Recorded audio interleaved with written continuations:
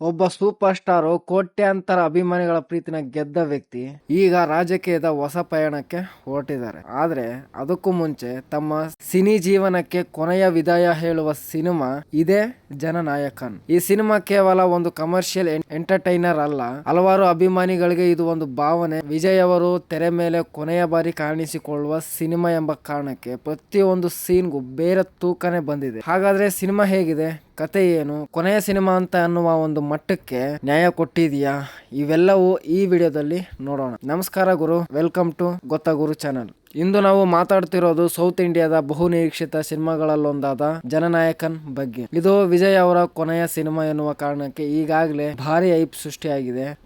ಕಥೆಯ ಮಧ್ಯದಲ್ಲಿರುವ ವ್ಯಕ್ತಿ ಜನರಿಗಾಗಿ ಬದುಕುವ ನಾಯಕ. ಅವನು ಸಾಮಾನ್ಯ ಮನುಷ್ಯನಂತೆ ಕಾಣ್ತಾನೆ, ಆದ್ರೆ ಅನ್ಯಾಯ ಕಂಡಾಗ ಮೌನ ಆಗಲ್ಲ.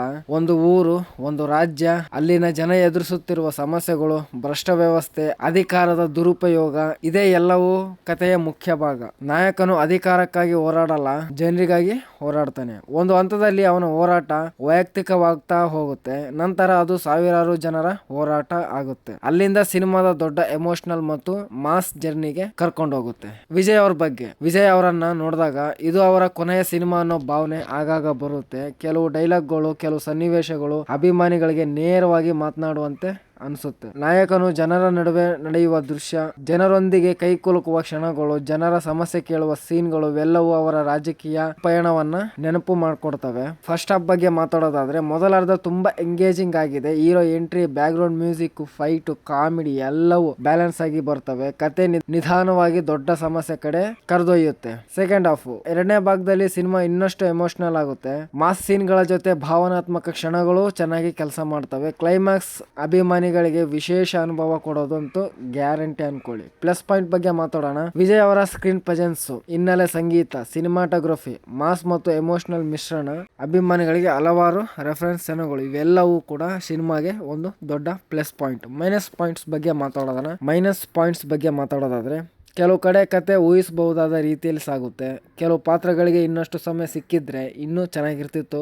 ಕೆಲವು ಇಂಪಾರ್ಟೆಂಟ್ ಮೆಸೇಜ್ಗಳನ್ನ ಕೆಲವು ಕಡೆ ನೇರವಾಗಿ ಹೇಳಿರುವಂತೆ ಅನಿಸ್ತಿರ್ಬೋದು.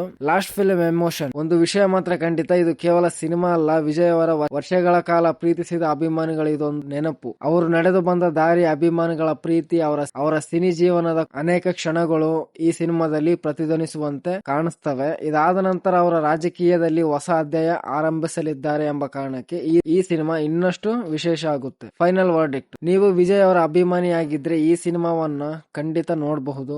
ನೀವು ಕಮರ್ಷಿಯಲ್ ಸಿನಿಮಾಗಳನ್ನು ಇಷ್ಟಪಡುವವರಾಗಿದ್ರೆ ಇದು ಒಳ್ಳೆ ಅನುಭವ ನೀಡಬಹುದು. ಕತೆಗಿಂತಲೂ ಭಾವನೆ ಹೆಚ್ಚು ಕೆಲಸ ಮಾಡುವ ಸಿನಿಮಾ ಇದು ಅಂತ ನನ್ನ ಪ್ರಕಾರ ಹೇಳ್ತೀನಿ. ನನ್ನ ರೇಟಿಂಗು 5/4. ನಿಮ್ಗೆ ಜನನಾಯಕನ್ ಸಿನಿಮಾ ಹೇಗ ಅನ್ನಿಸ್ತು? ನೀವೇನಾದ್ರೂ ನೋಡಿದ್ರೆ ಕಮೆಂಟ್ ಬಾಕ್ಸ್ ನಲ್ಲಿ ನಿಮ್ಮ ಅಭಿಪ್ರಾಯನ ತಿಳಿಸಿ. ಈ ರೀತಿಯ ಸಿನಿಮಾ ರಿವ್ಯೂಗಳು, ಬ್ರೇಕ್ ಡೌನ್ ಮತ್ತು ಅಪ್ಡೇಟ್ ಗಳಿಗಾಗಿ ನನ್ನ ಚಾನಲ್ಗೆ ಈಗಲೇ ಸಬ್ಸ್ಕ್ರೈಬ್ ಮಾಡಿ. ಮತ್ತೆ ಸಿಗೋಣ ಮುಂದಿನ ವಿಡಿಯೋದಲ್ಲಿ ಅಂತ ಹೇಳ್ತಾ ನಮಸ್ಕಾರ.